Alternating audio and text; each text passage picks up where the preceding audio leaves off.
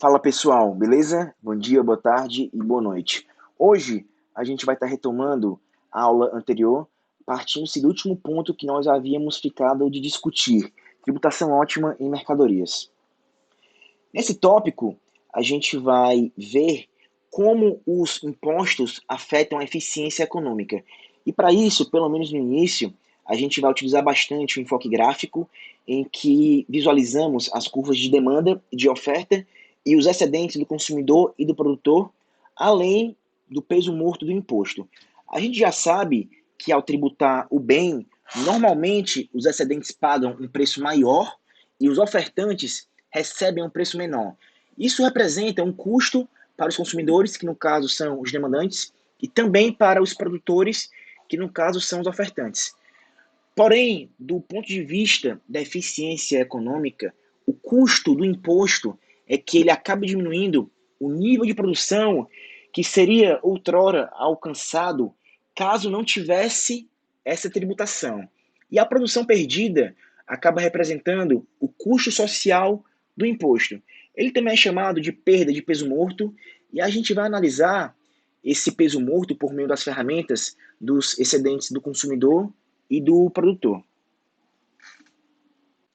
Inicialmente, nós temos nessa figura um equilíbrio de um mercado competitivo, onde as curvas de oferta e demanda se interceptam.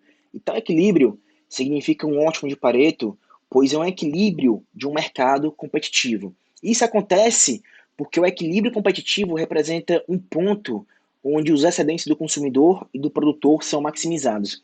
E tal ponto é dado por esse equilíbrio antes do imposto, no qual nós temos uma quantidade ótima produzida de Q1 e um preço que equilibra esse mercado, dado por esse preço arbitrário no nosso eixo Y. Essa figura também ilustra o preço pago pelos compradores e o preço recebido pelos produtores após a imposição do imposto específico Tzinho, que é cobrado dos produtores. Notem que a produção agora, após a imposição do imposto, foi reduzida de Q1 para Q2. E a perda dos excedentes dos consumidores é dada pela soma das áreas A mais B, e a perda dos excedentes dos produtores é dada pela soma das áreas C mais D. Como a gente está à procura de uma expressão para o custo social do imposto ou para a quantidade que ele reduz a eficiência econômica, seria natural, a princípio, a gente somar todas as perdas de excedentes, dada pela soma dessas quatro áreas, de forma a obter a perda total para os consumidores e produtores. No entanto, é necessário considerar agora um terceiro agente, o governo, que até então era desconsiderado, e nesse caso o governo tem um relevante ganho de excedente ou bem-estar. O governo ganha a receita com imposto, e essa receita tributária pode ser encarada como uma espécie de excedente do governo. E pelo menos teoricamente, essa receita oferida pelo governo vai ser integralmente devolvida para a sociedade na forma de bens e serviços que vão beneficiar toda a coletividade. No caso, saúde, educação, estrada, saneamento, etc. Assim, a área A mais D, que eu estou indicando no gráfico, seria a receita tributária que vai retornar para a sociedade de tal forma que o resultado líquido da imposição do tributo vai ser uma perda total de excedentes, A mais B mais C mais D, e um ganho de receita tributária da ordem de A mais D. Logo, o resultado líquido vai ser uma perda de excedentes no valor das áreas C mais D, que está rachurado aqui nesse gráfico. E que vai ser o ônus do imposto ou o peso morto. E em possíveis questões que envolvam cálculos, se for necessário calcular o peso morto, bastaria calcular a área de B mais C. E qual é a fonte desse ônus? Qual é a fonte do ônus do imposto? Ele acontece pelo valor perdido pelos consumidores e produtores com a redução nas vendas do bem. Observem que a taxação imposta pelo governo faz reduzir a demanda e a oferta de tal forma que a quantidade de equilíbrio se reduz de Q1 para Q2. E essa redução nas vendas provoca esse peso morto. E, afinal, não se taxa o que não é vendido. Assim, o governo não obtém nenhuma receita pela redução nas vendas do bem. Do ponto de vista da sociedade e também da eficiência econômica, essa redução da quantidade produzida é o que representa o ônus do imposto ou o peso morto. Nesse slide, agora, são compiladas apenas as análises realizadas acerca do gráfico anterior e como que essa economia se comportou após a imposição do imposto. Agora, temos o seguinte exemplo. Temos a economia de um dado país que possui as seguintes curvas de demanda e de oferta por milho. A curva de demanda por milho é dada por essa expressão, enquanto a curva de oferta por milho é dada por essa expressão. Qual seria o equilíbrio desse mercado? Bastaria que nós igualássemos a quantidade demandada com a quantidade ofertada. Depois, bastaria que nós isolássemos o preço nessa igualdade, o que geraria para nós um preço igual a 18. Preço igual a 18 equilibra o mercado de milho nessa economia. E como que nós achamos a quantidade que também equilibra esse mercado? Bastaria substituir 18 ou na quantidade demandada ou na quantidade ofertada. Portanto, o resultado obtido aqui representa o equilíbrio desse mercado, e tal mercado e tal equilíbrio é um ótimo de Pareto pelo fato de ele estar maximizando os excedentes do consumidor e do produtor. Agora, notem que nós temos um governo que vai estar introduzindo um imposto da ordem de 5 unidades monetárias por unidade. No caso, temos um imposto específico que vai ser cobrado do produtor. O que vai acontecer com o equilíbrio desse mercado? Primeiramente, vejam que isso vai afetar a curva de oferta e a nossa nova curva de oferta passa a ser dada por essa expressão, ok? Agora temos essa nossa nova expressão na curva de oferta e a mesma curva de demanda dada anteriormente. O nosso novo equilíbrio desse mercado vai ser dado da mesma forma. Quantidade demandada igual à quantidade ofertada. Temos essa igualdade bastando isolar o preço nessa igualdade, o que gera um preço igual a 19 e uma quantidade igual a 24. E percebam que esse nosso novo equilíbrio tem um preço maior e uma quantidade menor. E a arrecadação do governo, nesse caso, vai ser dada pela tarifa 5 multiplicada pela quantidade do novo equilíbrio 24, resultando em 120, que é a receita tributária do governo nessa situação. Agora notem que o imposto vai afetar tanto os consumidores quanto os produtores. Nesse caso, o preço pago pelos consumidores é de 19, antes era de 18, enquanto o preço agora recebido pelos produtores é de 14. Antes era também de 18. Agora, portanto, os consumidores pagam uma unidade monetária do tributo, enquanto os produtores vão arcar com 4 unidades monetárias desse tributo. E qual vai ser a redução de bem-estar, ou seja, o peso morto dessa economia? Ela vai ser dada pela soma das áreas B mais C, que no caso vai ser igual a 10. E como que a gente, no gráfico, achamos o peso morto? Lembrem que o nosso imposto é dado por 5 unidades monetárias, que vai ser essa distância. E lembrem que a quantidade inicial era igual a 28. Após a imposição do imposto, a quantidade caiu para 24. Ou seja, nós temos agora a base de um triângulo igual a 5 e a altura desse triângulo igual a 4. Notem que esse triângulo está deitado. Portanto, base vezes altura, 5 vezes 4, dividido por 2, igual a 10. Logo, 10 seria o peso morto provocado nessa economia após a imposição desse imposto. Uma pergunta bem interessante que poderia acabar surgindo seria sobre o que determina o grau de ineficiência do imposto, ou seja, o que vai fazer com que o peso morto seja maior ou menor. A ineficiência de qualquer imposto vai acabar sendo determinada pela medida com que os consumidores e os produtores vão alterar o seu comportamento de forma a evitar o imposto. Ou seja, o peso morto, em suma, é causado pelas decisões ineficientes de consumo e produção das famílias e firmas para evitar a tributação. A gente sabe que a quantidade alcançada no equilíbrio competitivo é um ótimo de Pareto e maximiza o excedente total. E qualquer variação da quantidade em relação a esse equilíbrio acaba levando à ineficiência.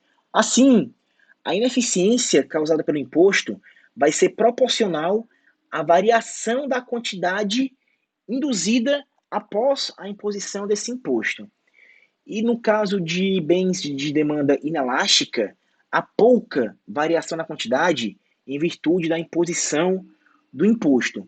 Por outro lado, quanto mais elástica for a demanda ou a oferta de um bem, maior vai ser a variação da quantidade induzida por esse imposto e maior vai ser a ineficiência causada por ele. Dessa forma, a gente pode concluir que as elasticidades acabam determinando a ineficiência do imposto. Quanto maiores as elasticidades da demanda ou da oferta, maior vai ser o peso morto. E quanto menores forem as elasticidades da demanda ou da oferta, menor vai ser o peso morto. E é isso que nós conseguimos avaliar nessa figura de uma forma bem simples, onde nós temos no gráfico A um mercado inelástico tanto para a oferta quanto para a demanda e um mercado que vai ser elástico tanto para a oferta quanto para a demanda. E após a imposição desse imposto da mesma quantidade, nós vemos que o peso morto maior vai ser observado no mercado no qual a gente tem elasticidades maiores tanto para a oferta quanto para a demanda. Agora, pessoal, se o governo busca a eficiência econômica de forma a intervir o mínimo possível na alocação de recursos da economia, sem causar, então, ineficiências, ele vai procurar tributar bens de demanda ou oferta inelástica, uma vez que a imposição de impostos para tais bens acabaria gerando peso morto menor.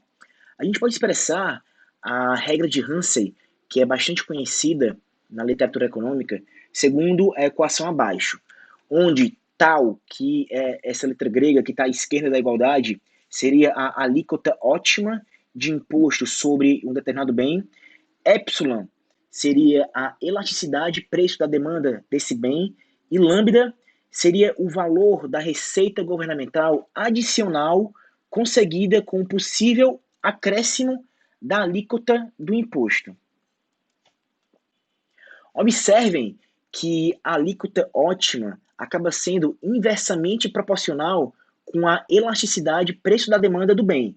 Isso é, bens de demanda elástica, um alto valor de epsilon, devem sofrer uma tributação menor, enquanto bens de demanda inelástica devem ser tributados mais pesadamente. E para arrematar o raciocínio, a gente pode entender que quanto mais imposto muda o comportamento de consumo e produção, menos eficiente ele vai ser e maior, assim, vai ser o peso morto. Por exemplo, vamos supor que o governo esteja preocupado com questões de eficiência e deseje impor o imposto. Naturalmente, ele vai procurar impor esse imposto sobre bens cujo consumo não deva se alterar muito após a imposição desse imposto. Ou seja, se o governo se preocupa com a eficiência, ele vai procurar tributar bens de demanda inelástica ou cujos consumidores tenham alta propensão marginal a consumi-los. Nos dois casos, vai haver pouca mudança de comportamento no sentido de evitar o imposto, de tal forma que a ineficiência do imposto acaba sendo baixa. A formulação de Ramsey, portanto, indica que duas regras devem ser levadas em conta na fixação de um imposto ótimo sobre mercadorias. A regra de elasticidade invertida: bens com alta elasticidade, preço da demanda, devem ser tributados a uma alíquota mais baixa, e bens com menor elasticidade, preço da demanda, devem ser tributados a alíquotas mais altas. E a regra da base ampla, ou seja, é melhor tributar uma grande variedade de bens a uma alíquota moderada do que tributar poucos bens a uma alíquota elevada. Isso é, quanto maior a alíquota, maior vai ser o acréscimo de peso morto decorrente de mais aumentos da alíquota. Isso significa, em suma, que é melhor tributar muitos bens a 10% do que poucos bens a 20%, pois o aumento da alíquota de 10% para 20% gera um acréscimo de peso morto maior do que o aumento da alíquota de 0% para 10%. E para equilibrar essas duas regras, o governo deve tributar os bens de demanda inelástica com alíquotas maiores, isso a gente já sabe. Entretanto, ele não deve tentar arrecadar todos os seus impostos apenas a partir desses bens inelásticos. E seguindo a regra da base ampla, o governo deve então procurar tributar o maior número de bens possíveis. Ou seja, embora o governo deva tributar de fato os bens de demanda inelástica mais pesadamente, ele também deve tributar os demais bens na economia. E se o governo se preocupasse apenas com a regra da elasticidade, ele poderia simplesmente identificar os bens que são inelásticos com respeito à demanda e procurar extrair toda a sua receita tributária a partir desses bens, deixando assim de tributar os demais bens de demanda elástica. No entanto, a regra da base ampla acaba servindo para compensar a aplicação da regra da elasticidade. E conforme nós sabemos, eficiência não vai implicar necessariamente em equidade e vice-versa. A regra de Ramsey da alíquota ótima dos tributos que estamos estudando só leva em conta aspectos de eficiência, simplesmente ignorando os aspectos de equidade. E essa regra acaba tendo implicações bem cruéis em termos de equidade. Por exemplo, imaginem que houvesse apenas dois bens na economia: leite e um bom whisky. A elasticidade preço da demanda do whisky é bem mais elevada do que a do leite. Isso significaria a imposição de uma alíquota muito menor a um bem consumido por pessoas de renda mais alta, no caso, o uísque. Por sua vez, a alíquota do leite, que é um bem de demanda mais inelástica, acabaria sendo bem maior. Isso, por sua vez, significaria a imposição de alíquotas maiores a um bem consumido por pessoas de renda mais baixa, no caso, o leite. E observem que esse resultado da regra de Ramsey, embora mais eficiente, acabaria violando a equidade tributária, pois pessoas mais ricas estariam pagando alíquotas menores de imposto. Um determinado governo também pode tentar equilibrar os objetivos de eficiência com os objetivos de equidade.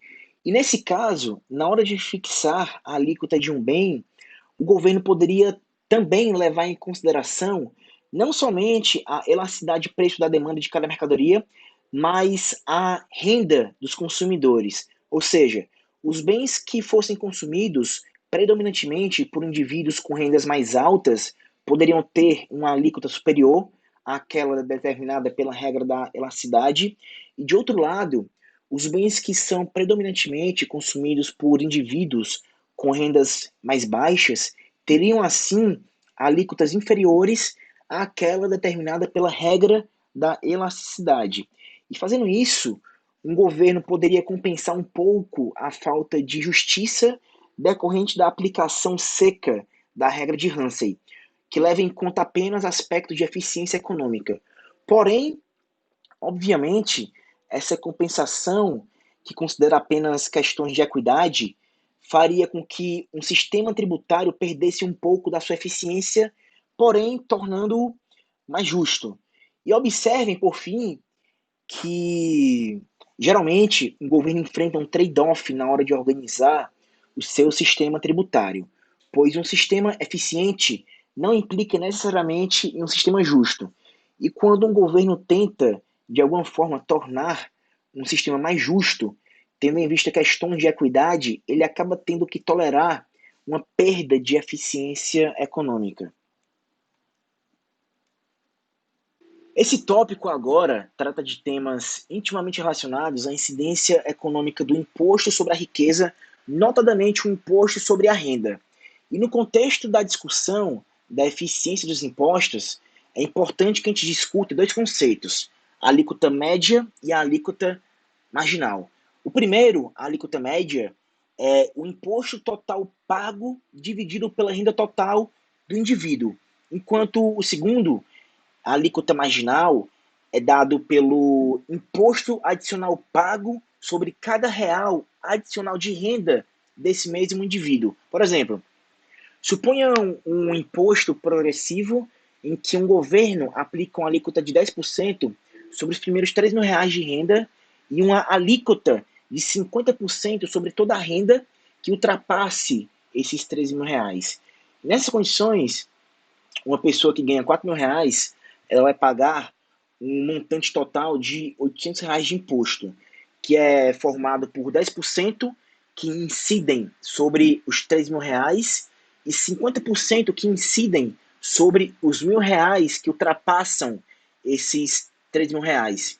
No caso, 300 mais 500, perfazendo R$ 800 que esse indivíduo vai pagar. E para esse contribuinte, qual vai ser a alíquota média? Vai ser o total de imposto pago dividido pela renda total desse indivíduo. 800 sobre 4.000, ou seja, ele vai pagar 20% sobre a sua renda de imposto. Entretanto, a alíquota marginal seria da ordem de 50%, uma vez que cada real adicional que ele ganha vai acabar sendo tributado a uma alíquota de 50%. A análise das alíquotas média e marginal vai acabar sendo bastante útil, pois se o objetivo é medir o sacrifício feito pelo contribuinte, a alíquota média acaba sendo um conceito mais apropriado, pois mede a parcela da renda do consumidor que vai para o pagamento de impostos. De outro lado, se o objetivo for avaliar a medida que o tributo distorce as ações dos agentes, a alíquota marginal acaba sendo o conceito mais importante. Lembrem que em economia, os agentes, ao tomarem as suas decisões, eles pensam sempre na margem. Assim, se o indivíduo decide avaliar se ele vai aumentar a sua oferta de trabalho, ele vai fazer sempre essas avaliações pensando na margem. Ou seja, quanto a mais de renda ele vai ganhar e quanto a mais de impostos ele vai pagar. Ou seja, será que compensa ele trabalhar mais para ter uma renda a mais, sabendo que ele vai ser tributado por uma alíquota maior por aquela hora adicional trabalhada? Ou seja, o agente sempre vai estar pensando na margem.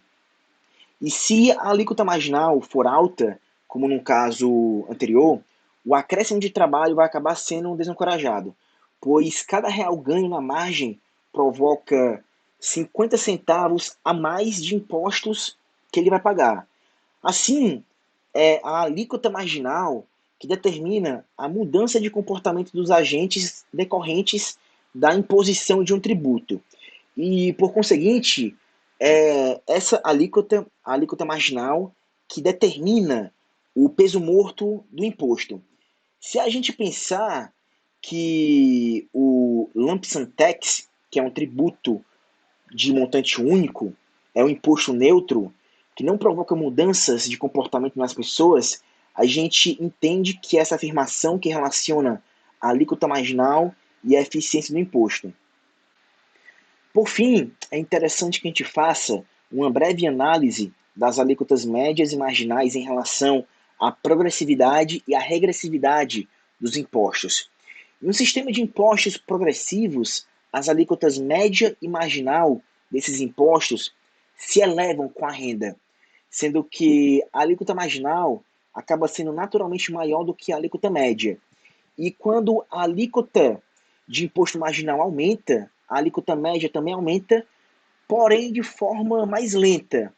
E como no sistema de impostos progressivos a alíquota marginal cresce à medida que a renda cresce, a gente pode concluir que esse sistema acaba tendo um efeito negativo sobre o incentivo de o indivíduo aumentar a sua renda. Afinal, para que se esforçar mais e aumentar a renda se cada vez mais uma fatia maior dessa renda vai acabar parando nos bolsos do governo? De outro lado, em um sistema de impostos regressivos, a alíquota marginal se reduz com o aumento de renda. E quando a alíquota marginal se reduz, a alíquota média acompanha essa última, de forma que as alíquotas média e marginal dos impostos se reduzem uma vez que a renda aumenta. E também de forma que a alíquota média acaba sendo maior do que a alíquota marginal. E como num sistema regressivo de impostos, a alíquota marginal decresce à medida que a renda aumenta, a gente conclui que esse sistema acaba gerando incentivos para que o indivíduo aumente a sua renda ou para que, de outra forma, ele acabe aumentando a sua oferta de mão de obra. Afinal, quanto mais o indivíduo ganha, uma fatia menor dessa renda adicional para nos bolsos do governo. Retomando a discussão acerca dos impostos ad valorem específicos, será que, em termos econômicos, existe diferença entre eles? E quanto aos impostos ad valorem cobrados por dentro e por fora? Acerca desse último ponto, nós vimos naquele exemplo dado anteriormente do ICMS, que é o imposto ad valorem cobrado por dentro, e um outro imposto arbitrário que era cobrado por fora, a gente concluiu que aquele imposto ICMS cobrado por dentro acabava penalizando de uma forma proporcionalmente maior o contribuinte final.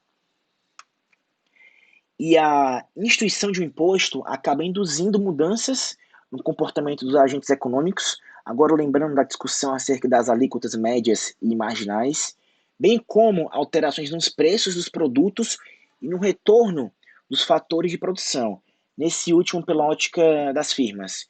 E em quase todos os casos, essas mudanças implicam que as consequências de um imposto acabam sendo diferentes de suas consequências legais. Por exemplo, os impostos sobre vendas a serem pagos pelos vendedores podem ser transferidos para frente, de forma a tornar os preços que cheguem para os consumidores mais elevados, ou de outra forma, transferidos para trás, de uma forma que haja uma redução no valor dos fatores de produção, como os salários, por exemplo. E nem sempre aquele que está legalmente obrigado a pagar um tributo vai arcar com o ônus total desse pagamento. Nosso interesse é saber quem vai arcar com o ônus do imposto. E a gente tem 4 tipos possíveis de incidência: para um imposto específico e ad valorem, que podem ser pagos pelo vendedor ou pelo comprador. E, em termos gerais, o imposto vai acabar elevando o preço pago pelos consumidores e reduzindo o preço recebido pelas firmas, além da geração de um peso morto causado pela menor quantidade transacionada desse bem em questão. Quando um bem é tributado, tanto os compradores quanto os vendedores desse bem acabam compartilhando o ônus dos impostos. Por exemplo, vamos supor que um governo queira tributar um bem que inicialmente é vendido pelo preço de R$ 10 e ele quer fazê-lo por meio de um imposto específico de R$ 2. Logo após a tributação, a gente pode ser levado a pensar que esse bem vai ser vendido a mercado pelo preço de R$ 12. Entretanto, isso não é necessariamente correto. E caso esse bem seja de fato vendido a R$ 12, o ônus tributário estaria sendo repassado integralmente para os consumidores. E na prática, não é isso que acaba acontecendo. Mas então, como é que se dá a divisão do ônus tributário? Na maioria das vezes, tanto os consumidores quanto os produtores são apenados pela imposição dos tributos. E, no entanto, a divisão do ônus muito dificilmente vai ser igualitária. Para a gente ver como o ônus do tributo é dividido, vamos considerar o impacto da tributação sobre os dois mercados abaixo. Em ambos os casos, a figura mostra a curva de demanda inicial, a curva de oferta inicial e o imposto que diminui o preço recebido pelos produtores, além de aumentar o preço pago pelos consumidores. No painel A, a gente tem o caso da oferta elástica e de uma demanda inelástica. Lembrem que curvas mais horizontais ou mais planas indicam mais elasticidade, maior elasticidade. No painel B, de outro lado, a gente tem uma oferta inelástica e uma demanda elástica. E nos dois casos foi introduzido o imposto e houve a repartição tributária, com uma parte recaindo sobre os consumidores e uma outra parte recaindo sobre os produtores. O P inicial é o preço inicial que equilibra esse mercado antes da imposição do tributo. O P-Cons é o preço que é pago pelos consumidores após a imposição do tributo, e o P-Prod é o preço recebido pelos produtores após a imposição desse tributo. E a diferença entre o preço que os consumidores pagam e o preço que os produtores recebem vai acabar sendo o valor do imposto que vai parar nos cofres do governo.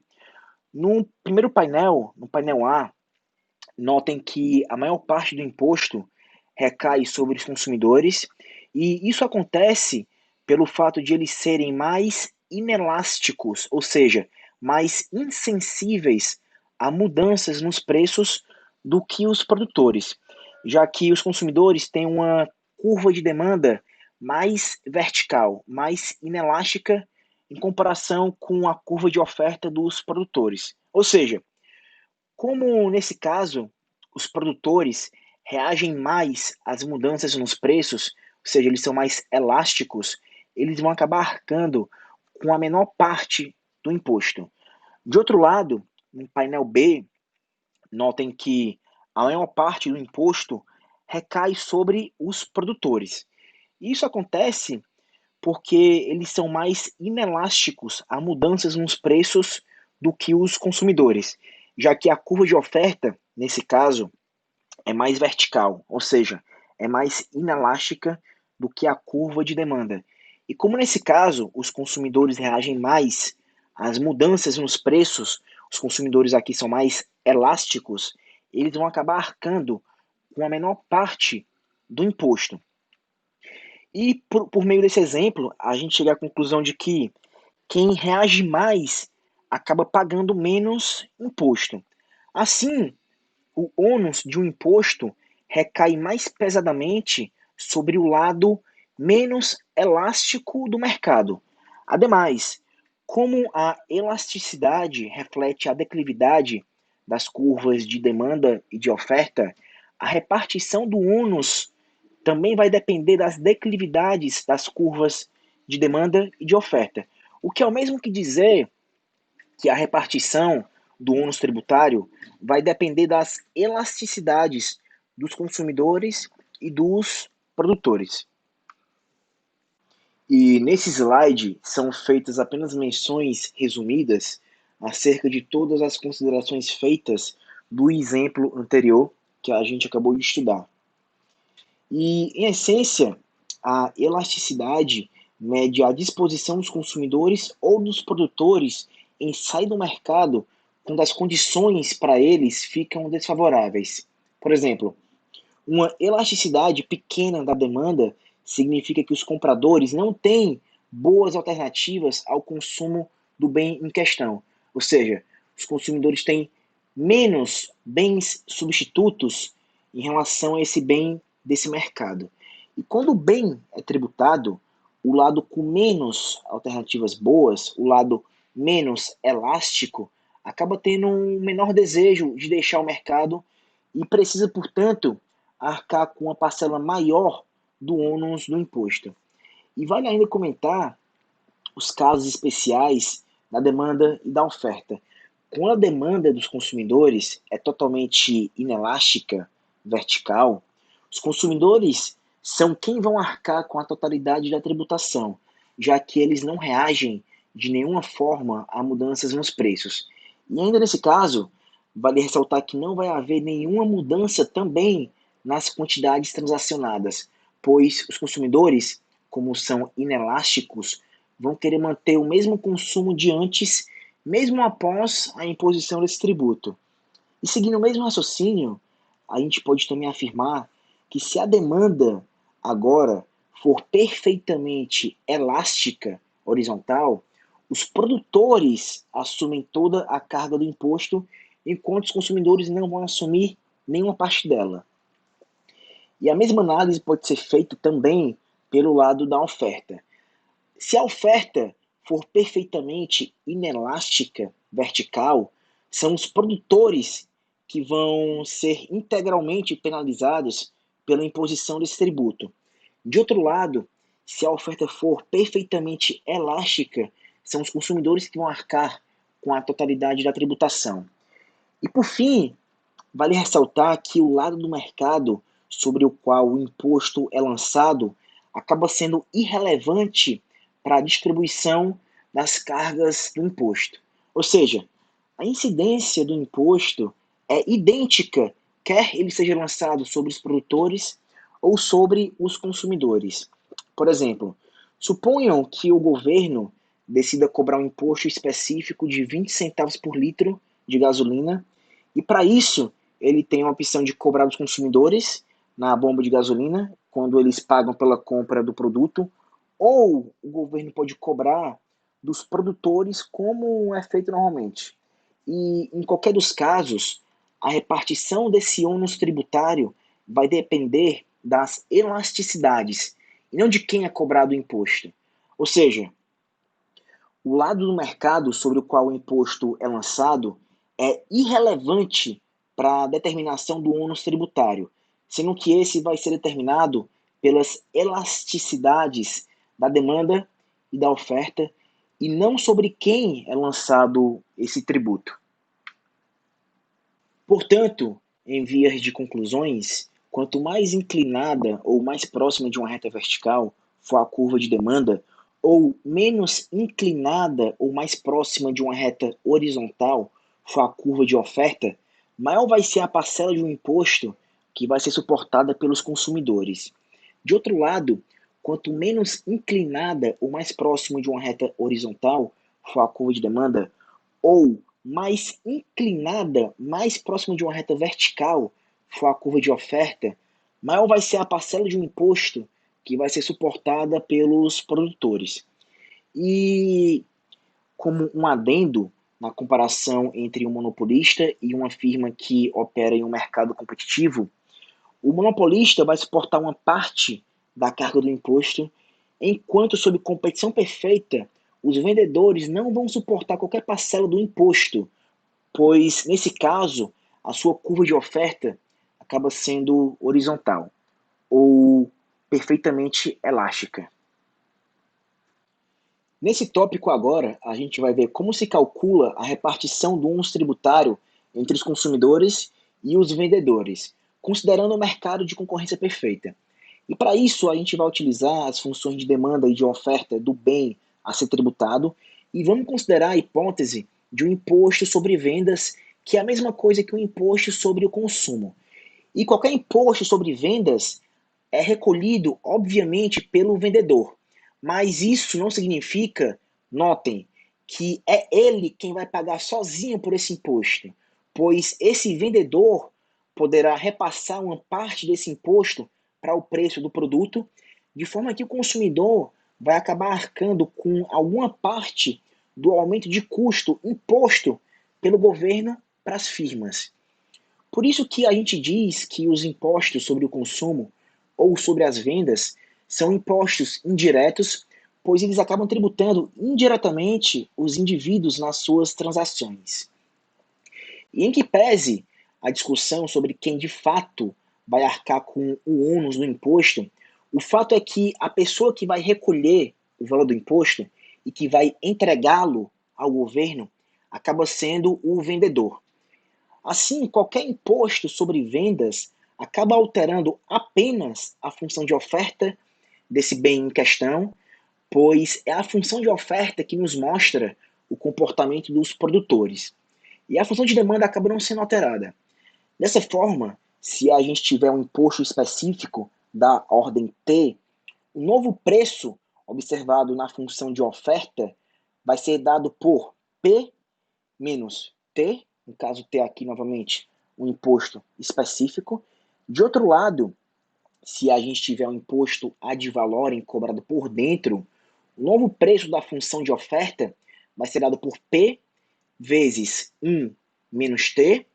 E, por fim, se a gente tiver um imposto ad valorem cobrado por fora, o novo preço observado na função de oferta é dado por P sobre 1 mais T.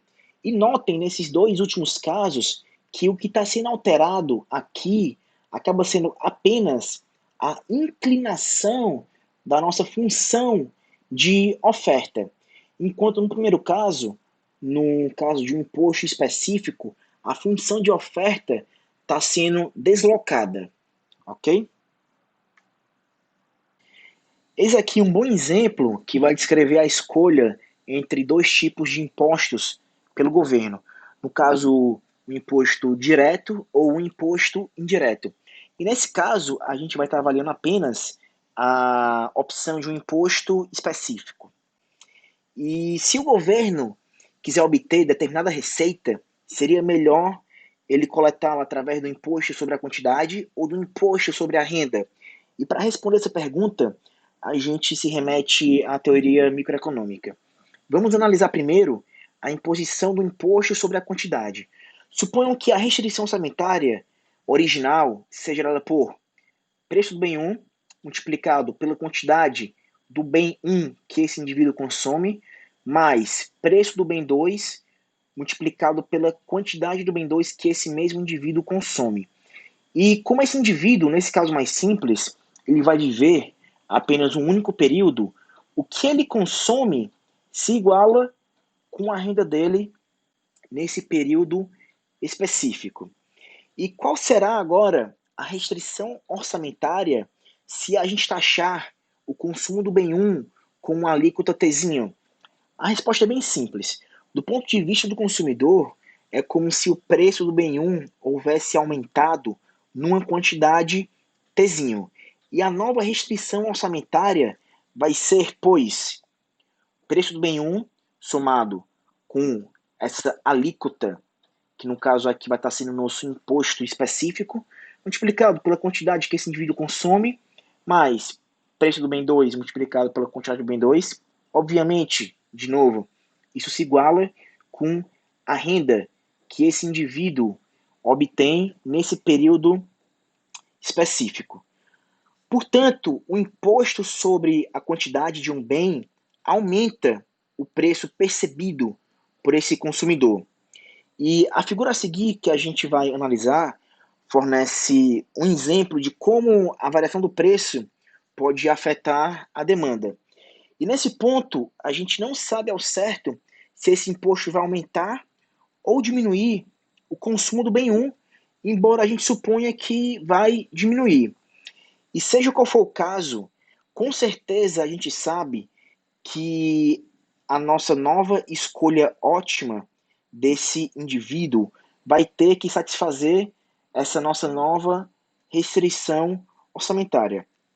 E observem agora que a receita arrecadada pelo governo a partir da imposição desse tributo vai ser dada por T multiplicado pela nossa nova quantidade ótima consumida por esse indivíduo após a imposição desse imposto específico. Vamos imaginar agora um imposto sobre a renda que teoricamente arrecade a mesma quantidade de receita tributária obtida com o imposto específico que vimos no slide anterior, onde R estrela era igual a T vezes X1 estrela. E a nossa nova forma da restrição orçamentária seria dada por essa expressão, onde do lado esquerdo da igualdade a gente teria da mesma forma as despesas desse indivíduo e do lado direito a gente teria a renda obtida por ele, provavelmente pelo trabalho, diminuída da receita tributária que esse governo quer auferir, porém agora por meio de um imposto direto. E, em suma, qual seria a diferença desses dois impostos? Esse diagrama explicita muito bem todo o exemplo que nós estamos discutindo agora. Essa era a nossa escolha original, onde tínhamos essa restrição orçamentária que tocava essa curva de indiferença nesse ponto da escolha original, onde nesse caso nós tínhamos uma escolha ótima pela quantidade consumida de bem 1 e uma escolha ótima pela quantidade consumida do bem 2, dado por esses dois pontos arbitrários que eu estou sinalizando no gráfico, ok? E é fácil perceber que a nossa restrição orçamentária, depois da imposição desse imposto sobre a renda, vai ter a mesma inclinação dessa reta orçamentária original. Porém, o problema está em determinar a sua posição. Essa nossa reta orçamentária, em que se localiza o imposto de renda, tem que passar, obviamente, por esse ponto X1 estrela e X2 estrela, que foi a escolha ótima desse consumidor quando da imposição do imposto específico ou do imposto sobre a quantidade, ok? E o modo de verificar a veracidade dessa afirmativa é introduzir esse mesmo ponto X1 estrela e X2 estrela na restrição orçamentária depois da imposição do nosso imposto sobre a renda, ok? E verificar se isso é satisfeito. E nós vemos que isso é satisfeito apenas pelo fato de nós verificarmos que essa igualdade se mantém. Tranquilo?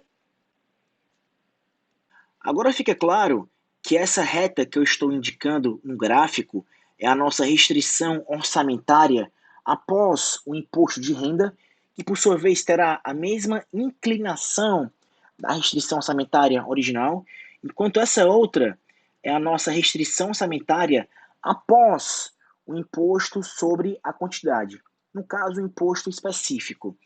E nós vimos que esse ponto, x1 estrela e x2 estrela, era a escolha ótima do nosso indivíduo após o imposto sobre a quantidade. Porém, vimos no slide anterior que esse ponto x1 estrela e x2 estrela também satisfaz a restrição orçamentária depois do imposto sobre a renda. Em outras palavras, uma vez que ocorra o imposto sobre a renda, essa escolha ótima que eu estou indicando no gráfico vai estar disponível para esse indivíduo.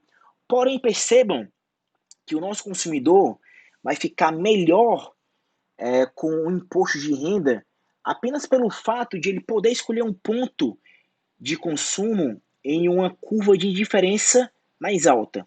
No caso, esse ponto, que ele vai preferir, obviamente, a este ponto que se localiza em uma curva de indiferença mais abaixo.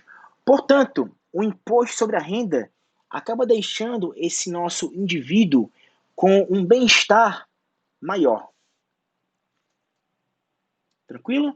Ou seja, ele não vai acabar escolhendo esse ponto que ele escolhia com o imposto sobre a quantidade, mas ele vai preferir escolher esse ponto que se localiza em uma curva de diferença mais alta. Logo, o imposto de renda acaba sendo realmente superior ao imposto sobre a quantidade, uma vez que com ele o governo poderia obter a mesma receita tributária de um indivíduo e ainda deixá-lo em uma situação melhor do que com o imposto sobre a quantidade. E esse resultado é bem interessante e vale a pena apresentá-lo para vocês, mas também é bom entender as suas limitações. E a primeira delas é que ele só vale para um consumidor. O argumento mostra que para qualquer consumidor há um imposto de renda que arrecada a mesma quantidade de dinheiro que seria outrora arrecadada pelo imposto sobre a quantidade e que mesmo assim acaba deixando o consumidor em uma situação melhor. Mas a quantidade desse imposto de renda é, em geral, diferente de pessoa para pessoa. Por isso, o imposto de renda uniforme para todos os consumidores não é necessariamente melhor do que o imposto sobre a quantidade uniforme para todos os consumidores. Por exemplo, pensem num caso de um consumidor que não consome nada do bem 1 e provavelmente essa pessoa, com certeza, aliás, iria preferir o imposto sobre a quantidade em comparação com o imposto sobre a renda.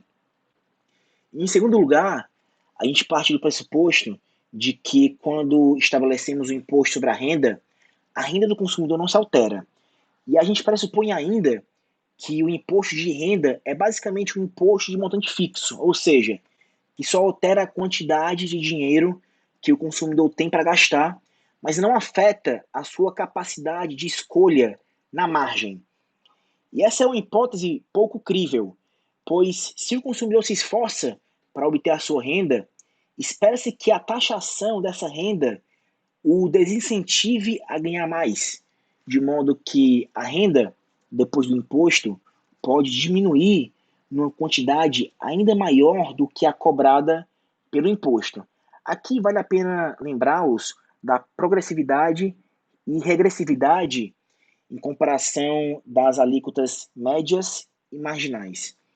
E, em segundo lugar, por fim, a gente não considera a resposta da oferta à incidência desse imposto. A gente mostra como a demanda responde às variações causadas pelos impostos, mas a oferta também vai responder, de modo que uma análise completa deveria também considerar possíveis variações na curva de oferta. Por fim, nesse último tópico da aula, a gente vai estudar de uma forma mais breve a famosa curva de Laffer. Impostos mais altos não significam necessariamente em maior arrecadação. E a curva de Laffer, formulada por Arthur Laffer, que foi um economista da escola monetarista, mostrava a relação entre os distintos níveis de tributação de um certo imposto e a respectiva receita tributária arrecadada pelo governo.